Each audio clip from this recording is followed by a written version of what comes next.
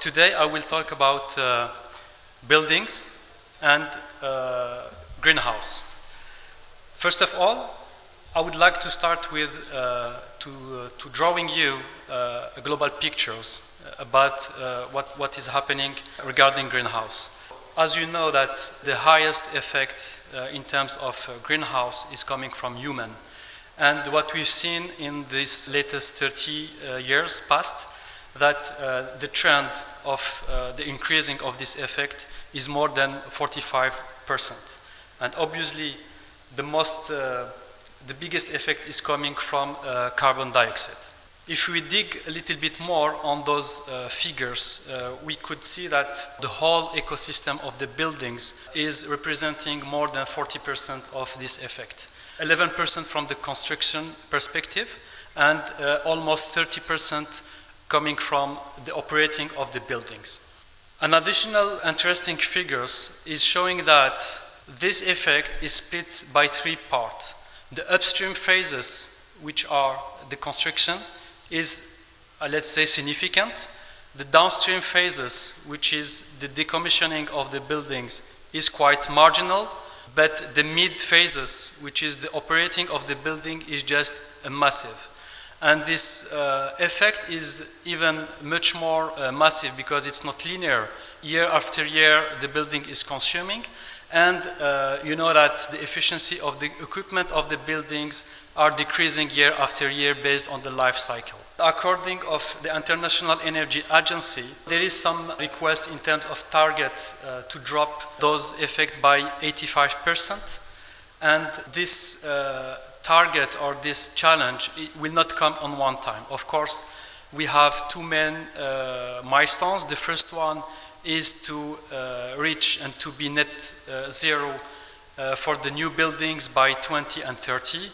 And the second milestone is to reach net zero for the existing buildings as well as the new buildings by 2050.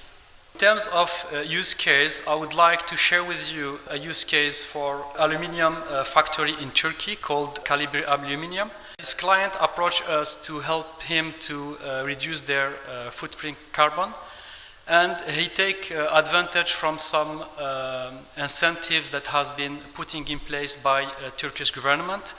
The first one was by reducing the corporate taxes for all the companies that are acting on reducing their carbon footprint.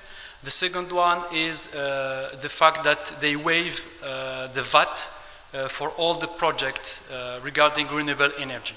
So this factory is quite big size. The production of this factory is more than 18,000 tons a year of aluminium. What we propose to this client is to use the rooftop in order to implement and to install PV panels. And the purpose was to install a bit more than 1 megawatt peak for the first phase. So we start by energy audit to understand exactly what is the load of consumption, what is the load profile based on their process. After that, we make the deep audit. We did the design as well as we propose the main components on the higher standard, class A.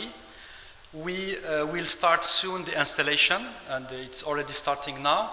After that, it's going to be followed by the commissioning and the period of performance and real-time monitoring. Because this project is not just installation, it's a commitment for 2 years where we will guarantee the energy production. Some figures. So for this project, we are committing to generate 1.5 gigawatt hour per year. This will have an impact of, by reducing CO2 emission by 750 tons per year, and these factories or this client will reach 30% of auto consumption on his own facilities and factories.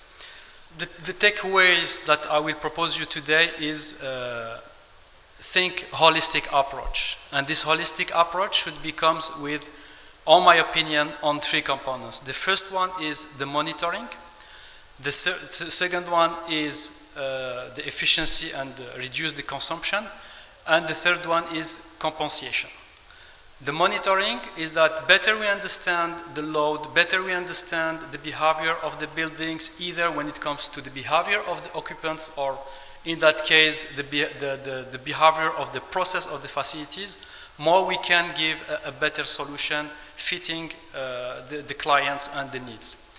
The reduction of the consumption, today thanks to the new technologies, innovation and so on, we can bring some savings either with or without capex. We have a lot of what we call zero capex ECMs, energy conservation measurement, that we can put in place for the clients. The last but not least is compensation. Based on this example that I shared with you today, we can find some alternative of electricity production, such as the sun and PV solar, but there is plenty of other solutions that are coming in the market, such as geothermal and so on. So